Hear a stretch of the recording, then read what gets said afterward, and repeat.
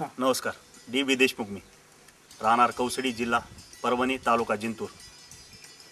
नाबार्ड पुरस्कृत डी.बी. देशमुख शेळी पैदास केंद्र यांची यशोगाथा. शेळी पालनात भारताचा प्रथम क्रमांक लागतो.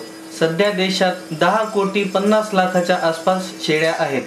महाराष्ट्रात 1997च्या शिरगणतीनुसार एकूण 1,14,00,000 शेळ्या आहेत. शेळी पालन व्यवसायावर अवलंबून असणाऱ्या कुटुंबांची संख्या 15 लाख इतकी आहे.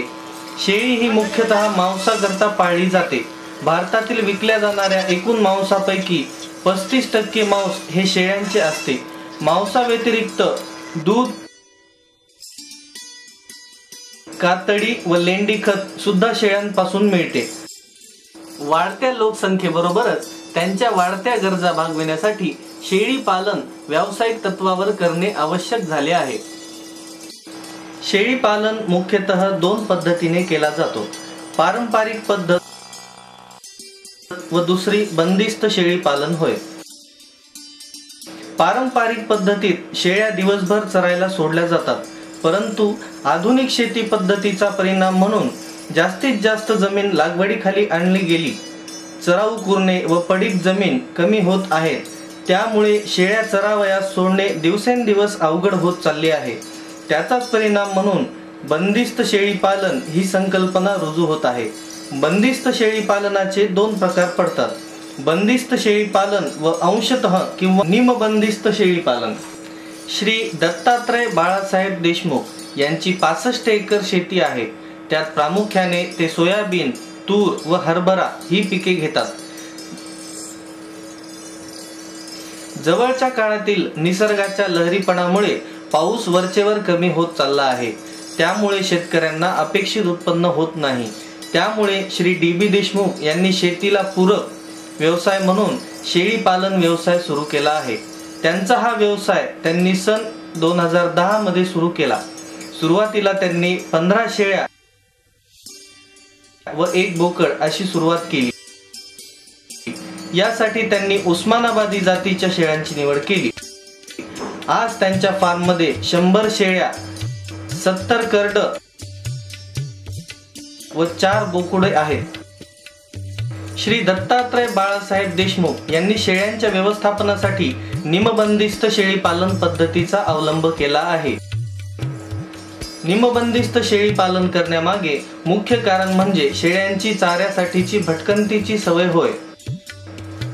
श्री डी.बी. देशमुख यांनी 1 एकर जमिनीवर कुंपण केले आहे. त्यात शेळ्या मोकळ्या सोडल्या जातात. कुंपणाच्या आत 25 बाय 100 फूट आकाराचा एक शेड बांधला आहे. त्यात मुख्यतः गाभण शेळ्या, करड व बोकडांचा समावेश असतो. पावसाळ्याच्या दिवसात व अति थंडीमध्ये शेळ्या शेड मध्ये बसवल्या जातात. श्री डी.बी. देशमुख यांनी त्यांच्या शेळी पालन उद्योगाला शेळी पैदास केंद्र असे नाव दिले आहे. या शेळी पैदास केंद्रात प्रामुख्याने निवड पद्धतीने प्रजनन केले जाते. त्यामध्ये जुळी व तिळी करड देणारी मादी किंवा पाट ही कळपात ठेवली जाते. त्यांच्या व्यवस्थापनावर भर दिला जातो. यामुळे त्यांच्या योग्य वेळी वेतावर येण्यास मदत होते असा त्यांचा अनुभव आहे. स्वच्छता ही डी.बी. देशमुख शेळी पैदास केंद्राचे प्रमुख वैशिष्ट्य आहे. स्वच्छतेमुळे साथीचे रोग व इन्फेक्शन रोखण्यास मदत होते. शेड, कुंपणांच्या आतील जागा ही नेहमी स्वच्छ ठेवली जाते. शेळ्यांच्या व्यवस्थापनासाठी त्यांनी 2 मजूर कामावर ठेवले आहेत. शेड व कुंपणातील जागा सकाळ संध्याकाळ झाडून स्वच्छ ठेवली जाते. शेळ्यांसाठी पिण्याच्या पाण्याची व्यवस्था कुंपणाच्या आतच केली गेलेली आहे. पाण्यासाठी 4 फूट बाय 50 फूट आकाराचा हौद बांधण्यात आलाय. दररोज त्यात स्वच्छ पाणी भरण्यात येते. 5-6 दिवसातून एकदा हा हौद चांगला धुतला जातो. साधारणतः 4 एकर जमिनीवर चारा पिकांची लागवड केली जाते. चाऱ्यामध्ये प्रामुख्याने नेपियर गवत, मक्का, कडवळ, लसूण, घास, मेथी घास असतो. यांचा समावेश प्रतिदिवस 2 किलो प्रति शेळी असा होतो. चाऱ्या व्यतिरिक्त शेळ्यांना तुरीचा भुसा व कडबा कुट्टी दिला जातो. तसेच गाभण व विलेल्या शेळ्यांना खुराक म्हणून हरभरा, गहू, करडी, मका यांचा भरडा करून दिला जातो. शेडमध्ये 2-3 कोंबड्या सोडल्या जातात. या कोंबड्या गोचिडांचा सफाया करतात. त्यामुळे नैसर्गिक पद्धतीने गोचिड निर्मूलनास मदत होते. हे गोचिडासाठी कामी येते. याचं नाव आहे पोरॉन फ्लुमिथ्रिन 1% सोल्युशन. नंतर चोळतात का त्याला? नाही काहीच नाही, बस 3 थेंब टाकायचे, काहीच नाही. म्हणजे ते खाली मांडीला वगैरे? नाही काहीच नाही, मांडील नाही, ते सगळ्या अंगानं स्प्रेड होत. आणि शेळी पाहून, जनावर पाहून 3 थेंब 2 थेंब असा आम्ही त्याचा वापर करतो. हे कसं काम करणार हे औषध? हे आता टाकलं की याच्यावर 2 महिने याचा कालावधी राहते. गोचिड जागेवर चिपटी होऊन गळून जातं. याची क्रिया आतापासून सुरू झाली. सगळ्या अंगानं स्प्रेड होत आहे. काय बस याला वेगवेगळ्या ठिकाणी लावायची? नाही फक्त 3 थेंब टाकायचे कुठेही जनावर, म्हणजे एक डोक्यावर, एक मानावर आणि एक याच्या मधल्या कमरावर 3 थेंब टाकायचे. जनावर पाहून टाकायचे, वजन पाहून टाकायचे. लहान करडांसाठी एक एक थेंब हा पुरं याच्यावर एका मधल्या मनक्यावर एक टाकलं तरी चालतंय त्याचे.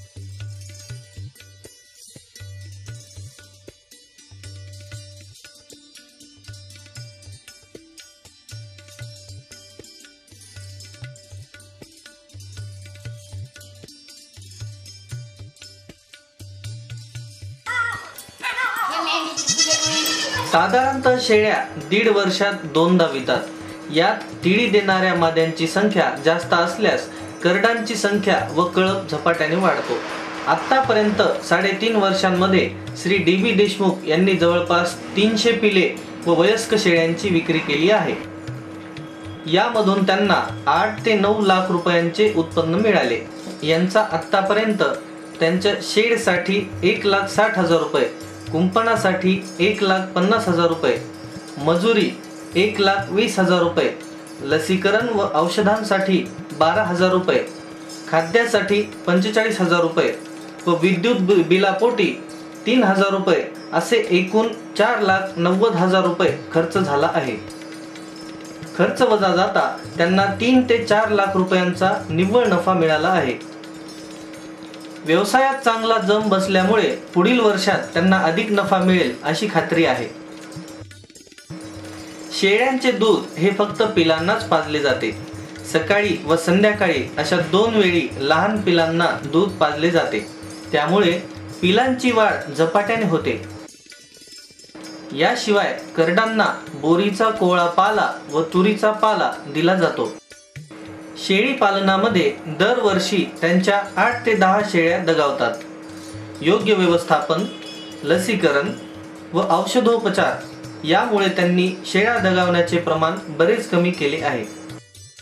कृषी विभागाच्या शासकीय अनुदानावर 10 फूट बाय 10 फूट बाय 15 फूट लांबी, रुंदी व उंची आकाराचे मुरघास युनिट तयार केले आहे. मुरघासासाठी मका पिकाची निवड करतात. तयार झालेला मुरघास शेळ्या उन्हाळ्यात आवडीने खातात. नमस्कार, DB देशमुख मी, राहणार कौसडी, जिल्हा परभणी, तालुका जिंतूर.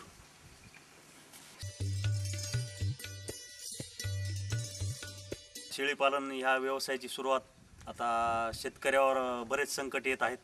एक जोडधंदा म्हणून एक शेळी पैदास केंद्र मी सुरू केले. समजा मी शेळीपालन 2010 मध्ये सुरुवात केली. 2010 मध्ये, आता 3 वर्ष होत आहेत त्याला.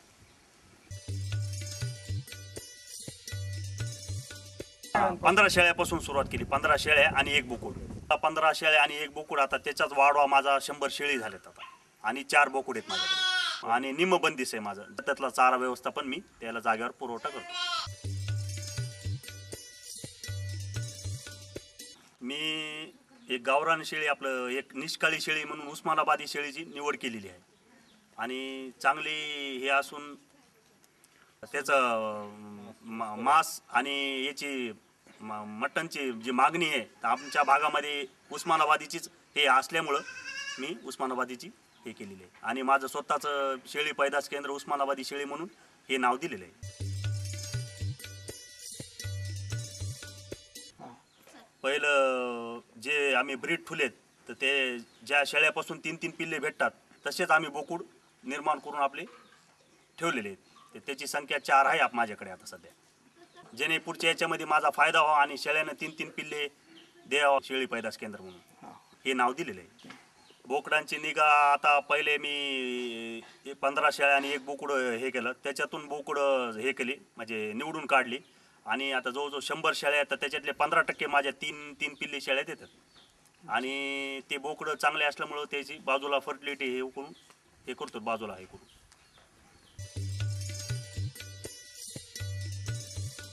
पिल्ल्याची निगा एक बाजूला आपलं 25 बाय 100च्या शेडमध्ये एक बाजूला हे केलेले आहेत. एक बाजू एक 10 बाय 10चे कोठे तयार करून पिल्ले एकीकडं शेळ्या एकीकडं आणि मोठे बोकडे एकीकडं असं व्यवस्थापन करून त्याच्या जागेवर त्याला बोरीचा पाला शेवग्याचा पाला असं व्यवस्थापन करतो का. पिल्लांचं निगराणी कसं आहे, 2 टाईम दूध पाजतो, पूर्ण दूध पाजतो आणि असं थोडंसुद्धा दूध काढत नाहीत आम्ही, दूध विषय हेच नाही. आणि त्याला नंतर दूध पेनं झाल्यावर मधामध्ये व्यवस्थापन पुन्हा जागेवर याची खाद्याची करतो.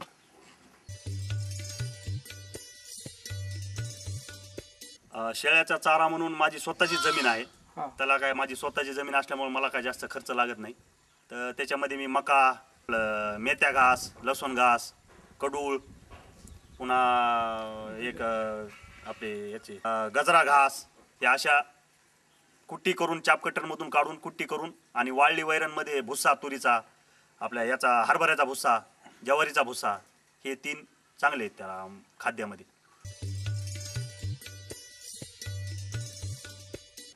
मी आता जवळजवळ 100 शेळी आहे माझी. वर्षाच्या काठी जवळजवळ माझा 20 ते 25 ट्रॉल्या खत निघतो. इतका खत मला त्याच्यापासून भेटतो आणि त्याचा वापर मी याला शेतीला करतो.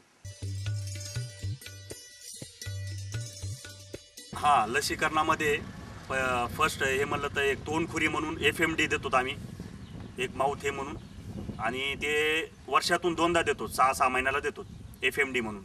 नंबर 2मध्ये PPR म्हणून एक निमोनियाचं आहे, ते वर्षाला एकदा दिले की 3 वर्ष त्याला द्यायची काही गरज नाही. आणि नंबर 3मध्ये ETV एक लस आहे, जे आपण बुळकांड्या म्हणतो आपण, पावसाळ्यामध्ये देतो त्याला जून-जुलैमध्ये. आणि नंबर 4मध्ये HSQB म्हणून एक आहे, HSBQमध्ये, जे की घाटसरप व फऱ्या याच्याकरता आपण देतो. जो 3-3.5 महिन्याचे पिल्ले मी विक्रीला काढतो, कारण की ते दूध तोडण्यासाठी मला 3-3.5 महिन्यामध्ये मला त्या पिल्ल्याचं वजन जवळपास 12-14-15 किलोपर्यंत भेटते अपेक्षित आहे. आणि मी जवळजवळ नगा आपलं किलोनं वजन करून 250 रुपये किलोप्रमाणे मी माझ्या फार्महून त्याला मोजून देतो. आणि जे घेणार असतात ते बाहेर राज्यातले व्यापारी, आपल्या जिल्ह्यातले बी मोठे मोठे व्यापारी माझ्या फार्मवर येऊन वजन काटा करून घेऊन जातात. विक्रीमध्ये माझे वर्षातून 4 टप्पे होतात आणि त्याच्यामध्ये 25 ते 30 एक अशी बॅच होती माझी. आणि पार्टी ज्या चांगल्या आहेत ते मला जे चांगल्या वाटल्या ते माझ्या फार्ममध्ये ठेवून मी पुन्हा त्याच्यापासून मला उत्पन्नाची अपेक्षा ठेवतो. खर्च 1 एकर शेत त्याच्यामध्ये गुंतला आहे आणि शेडला माझा खर्च जवळजवळ 160 ते 170 पर्यंत 25 बाय 100 शेडला मला खर्च लागलेला आहे. आणि कुंपणला जवळजवळ 1.5-2 लाख रुपये तो लागलेला आहे. बाकी टोटल गेटमध्ये असं पूर्ण परिपक्व पॅक, त्याच्यामध्ये काही लांडगं कोले याची काही मला हे होऊ नये म्हणून मी टोटल पॅक करून त्याची पदार्थ व्यवस्थापन करतो. 3 वर्षामध्ये आत्तापर्यंत मी 250 ते 300 पिल्ल्यांची विक्री केली आहे. नमस्कार, मी अंबादास देशमुख. सदरील आमच्या DB देशमुख शेळी पैदास केंद्राला आत्तापर्यंत जवळजवळ 1000 शेतकऱ्यांनी भेटी दिलेल्या आहेत. तर त्या सदरील शेतकऱ्यांना आम्हीसुद्धा, माझे वडील भाऊ, मी स्वतः त्यांना व्यवस्थित मार्गदर्शनसुद्धा केलेलं आहे की बाबा शेळीपालन कसा करावा, कमीत कमी पैशामध्ये आपल्याला हा व्यवसाय चांगल्या पद्धतीनं कसं चालवता येईल आणि एक चांगला पूरक व्यवसाय म्हणून आपल्याला त्याला कसं पाहता येईल, तर ह्या अनुषंगाने आम्ही त्यांना हे केलेले आहे, मार्गदर्शन केलेले आहे. DB देशमुख शेळी पैदास केंद्राला पशुसंवर्धन, महाराष्ट्राचे पशुसंवर्धन आयुक्त श्री दौले साहेब यांनी सुद्धा भेट दिलेली आहे. तसेच आम्हाला मोलाचं मार्गदर्शन त्यांचं लाभलेलं आहे. तसेच आपल्या जिल्ह्याचे पशुसंवर्धन जिल्हा उपायुक्त श्री कांबळे साहेब, DSO असतील, देशपांडे साहेब असतील, परत SAO साहेब असतील, आपल्या आत्म्याचे प्रकल्प संचालक आहेत चपे साहेब असतील, तसेच उपसंचालक काळेसाहेब असतील यांचा आम्हाला वेळोवेळी मोलाचं मार्गदर्शन आम्हाला लाभलेलं आहे. तर आत्मा अंतर्गत श्री M.L. चपळे साहेब, प्रकल्प संचालक आत्मा, श्री A.R. काळे, उपप्रकल्प संचालक आत्मा, श्री S.N. नादरे, उपप्रकल्प संचालक आत्मा इत्यादींचे सहकार्य. शेडचे पाणी विहीर पुनर्भरणासाठी सोडले जाते. यांनी 30 फूट बाय 40 फूट आकाराचा 500 गावरान कोंबड्यांचा शेड तयार केला आहे. तसेच त्यांनी शेळ्यांसोबत मेंढ्या सुद्धा कळपात पाळण्यास सुरुवात केली आहे. शेळी पालनामध्ये केलेल्या उत्कृष्ट कामगिरीसाठी श्री D.B. देशमुख यांना वेळोवेळी सन्मानित करण्यात आले आहे. सन 2012-13 या वर्षात आत्मा अंतर्गत सर्वोत्कृष्ट कामगिरी केल्याबद्दल त्यांना प्रमाणपत्र, स्मृतिचिन्ह व मानधन देऊन गौरविण्यात आले आहे. कृषी विभाग, जिल्हा परिषद परभणी व जिल्हा अधीक्षक कृषी अधिकारी परभणी यांच्या संयुक्त विद्यमाने आयोजित कृषी दिन कार्यक्रम 1 जुलै 2014 रोजी त्यांच्या क्षेत्रात उल्लेखनीय कामगिरी केल्याबद्दल आदर्श शेतकरी म्हणून सन्मानित करण्यात आले आहे. परभणी येथील सय्यद तुराबुल हक उर्स अंतर्गत पशु प्रदर्शनामध्ये राजा नावाच्या उस्मानाबादी जातीच्या बोकुड नराला प्रथम पारितोषिक मिळाले आहे. गोडवा मासिकाच्या डिसेंबर 2014च्या आवृत्तीमध्ये D.B. देशमुख शेळी पैदास केंद्र यांची यशोगाथा प्रकाशित झाली आहे. D.B. देशमुख शेळी पैदास केंद्रास झी 24 तास कृषी सन्मान 2014 साठी नामांकनही मिळाले आहे. सन 2013-14 मध्ये आत्मा अंतर्गत कौशल्यावर आधारित शेती शाळेचे आयोजन श्री D.B. देशमुख यांच्या फार्मवर करण्यात आले होते. शेळी पालन हा व्यवसाय सुरू करण्यापूर्वी श्री D.B. देशमुख यांचा शेती हाच प्रमुख व्यवसाय होता. परंतु आज शेळी पालन हा त्यांचा प्रमुख व्यवसाय बनला आहे. याबद्दल ते समाधानी आहेत. ते शेळीला शेतकऱ्यांचे ATM असे संबोधतात. जेव्हा शेतकऱ्याला अचानक पैशांची गरज पडेल तेव्हा सहज बाजारात शेळी विकता येते व नड भागविली जाऊ शकते. अशा प्रकारे गरजेनुरूप आणि शक्यतेप्रमाणे प्रत्येक शेतकऱ्याने शेतीबरोबरच शेळी पालन व्यवसाय म्हणून केले तर शेतकऱ्यांची आर्थिक उन्नती होईल यात शंकाच नाही.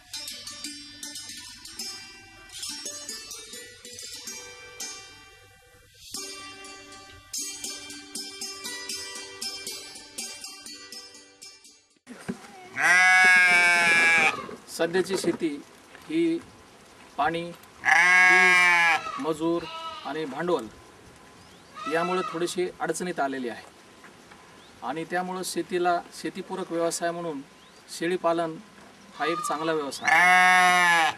आणि जिंतूर तालुक्यामध्ये श्री देशमुख यांनी हा शेळी व्यवसाय सुरू करून इतर शेळी पालन करणाऱ्या शेतकऱ्याला एक आदर्श उभा केलेला आहे. आणि म्हणून तालुक्यातील सर्व शेतकऱ्यांना मी असं तालुका कृषी अधिकारी म्हणून आवाहन करतो की त्यांनी शेळी प्रकल्प सुरू करावा. आणि देशमुख साहेब, तुम्ही हे जे काही प्रकल्प सुरू केला आणि सर्व शेतकऱ्यांना दिशा दाखवली त्याबद्दल आपलं मी अभिनंदन करतो.